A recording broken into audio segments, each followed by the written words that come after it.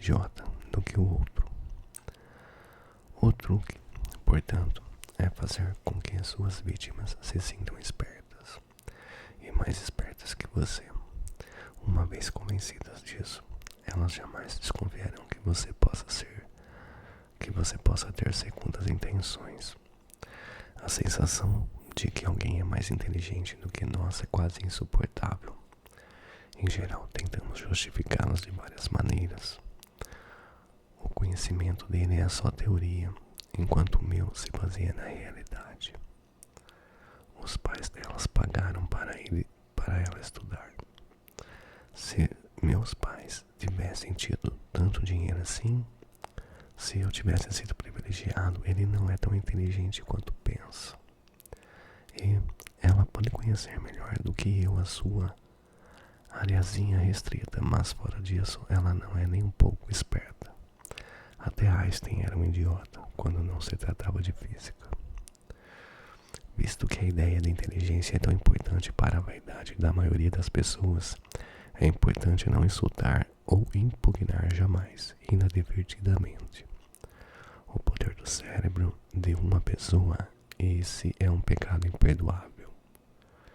Mas se você conseguir tirar vantagem desta regra, ela abrirá para você todas as portas para a fraude.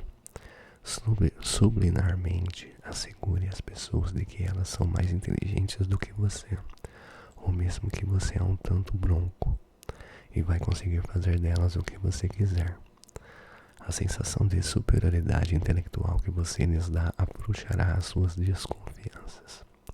Em 1865, o conselheiro prussiano Otto von Bismarck queria que a Áustria assinasse um determinado tratado. Esse tratado era totalmente a favor da Prússia e contra os interesses da Áustria. E Bismarck teria de lançar mão de estratégias para convencer os austríacos. Mas o negociador austríaco Conde Blohm era um ávido jogador de cartas. Seu jogo preferido era o 15. E ele costumava dizer que podia julgar o caráter de um homem pelo seu estilo de jogar. O prussiano mais tarde escreveria: "Foi a última vez que joguei 15. Fui tão imprudente que todos ficaram atônitos. Perdi vários thalers, a moeda da época. Mas consegui enganar Bloom, porque ele achou que eu era mais irresponsável do que sou na verdade, e recuou." Além de parecer afoito, Bismarck também se fez de ignorante e tolo, dizendo coisas absurdas e se pavoneando com um excesso de energia nervosa. Tudo isso fez Bloom achar que ele tinha informações valiosas. Ele sabia que Bismarck era agressivo, o prussiano já tinha essa fama e o modo como jogava confirmava isso. E homens agressivos, Bloom sabia, podem ser tolos e imprudentes. Por conseguinte, na hora de assinar o tratado, Bloom achou que estava levando vantagem. Um tolo afoito como Bismarck, ele pensou, é incapaz de calcular e enganar a sangue frio. Por isso só olhou o tratado de relance antes de assinar. Não leu as letrinhas miúdas. Assim que a tinta secou, um alegre Bismarck exclamou na sua cara: "Ora, pensei que eu não fosse encontrar um diplomata austríaco disposto a assinar esse documento." Os chineses têm um ditado: vestir a máscara do porco para matar o tigre. É uma referência a uma antiga técnica de caça em que o caçador se cobre com a pele e o focinho de um porco e sai grunhindo. O poderoso tigre pensa que um porco vem chegando. Deixa-o se aproximar, saboreando a perspectiva de uma refeição fácil. Mas é o caçador quem ri por último. Mascarar-se de porco funciona muito bem com quem, como os tigres, é muito arrogante e seguro de si. Quanto mais eles acham que é fácil apanhar você, mais facilmente você vira à mesa. Este truque também é útil se você for ambicioso, mas ocupa uma posição inferior na mesa. Aliás, na hierarquia. Aparentar ser menos inteligente do que é, até meio tolo, é o disfarce perfeito. Pareça um porco inofensivo e ninguém acreditará que tem ambições perigosas. Pode até promovê-lo, pois você parece tão agradável e subserviente. Cláudio, antes de se tornar imperador de Roma e o príncipe da França, que mais tarde se tornou Luís XVIII, aliás, Luís XIII, usavam esta tática para seus superiores, desconfiavam de que tinham pretensões ao trono, bancando os tolos quando jovens. Eles foram deixados em paz. Quando chegou a hora de atacar e agir com vigor e decisão, eles apanharam todos os desprevenidos. A inteligência é a qualidade óbvia para ser minimizada, mas por que parar por aí? Gosto e satisfação estão no mesmo nível da inteligência na escala das vaidades. Faça as pessoas se sentirem mais sofisticadas do que você e elas baixarão a guarda. Deixe sempre as pessoas acreditarem que são mais espertas e mais sofisticadas do que você. Elas o manterão por perto porque você as faz se sentir melhor. E quanto mais você ficar por perto, mais chances terá de enganá-las. Saiba usar a burrice. O homem sábio usa esta carta às vezes. Há momentos em que a maior sabedoria é parecer não saber nada. Você não precisa ser ignorante, basta ser capaz de fingir que é. Não é muito bom ser sábio entre tolos e lúcido no meio de lunáticos. Quem se faz de tolo não é tolo. A melhor maneira de ser bem recebido por todos é fingindo ser um grande idiota. Ora, não há nada que um homem se orgulhe mais do que da sua capacidade intelectual, pois é ela que o coloca no comando do mundo animal. É muita imprudência deixar que alguém o veja como decididamente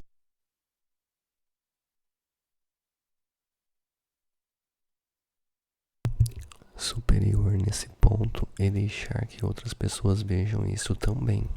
Por conseguinte, embora a classe social e o dinheiro possam sempre contar com um tratamento privilegiado na sociedade, com isso a capacidade intelectual não pode contar. O maior favor que podem prestar à inteligência é ignorá-la. E se as pessoas a percebem é porque consideram uma impertinência ou algo a que o seu possuidor não tem nenhum direito legítimo, e do qual ele apenas ousa se orgulhar.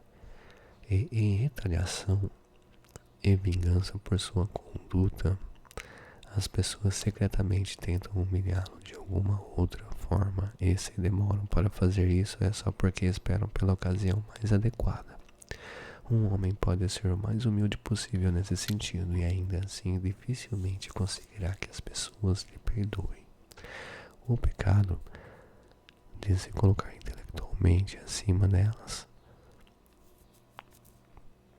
Em Garden of Roses, Sally observa: você deveria saber que os tolos são 100 vezes mais avessos a se encontrar com o sábio do que o sábio em disposição para estar em companhia de tolos.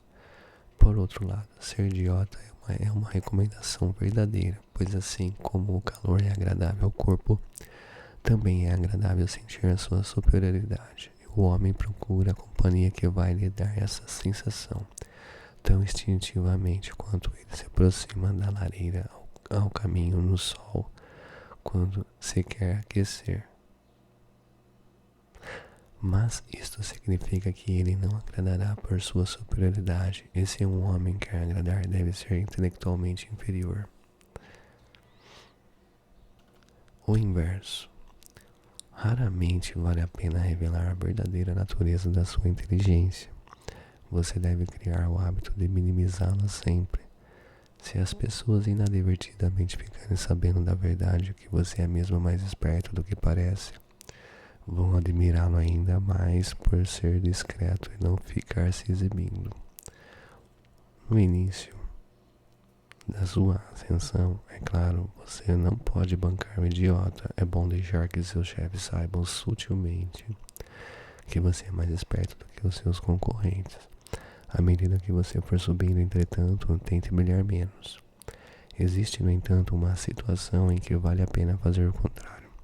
quando você pode encobrir uma trapaça demonstrando inteligência.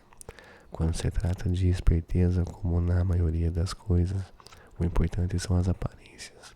Se você parece ter autoridade e conhecimento, as pessoas acreditarão no que você diz. Isto pode servir para livrá-lo de uma engasgada. Certa vez, o marchand Joseph Duvet estava numa festa em Nova York, na casa de um magnata e a quem acabara de vender um quadro de Dürer por um preço altíssimo. Um dos convidados era um jovem crítico de arte francês que parecia extremamente culto e seguro de si. Querendo impressioná-lo, a filha do magnata lhe mostrou o Dürer, que ainda não estava pendurado na parede.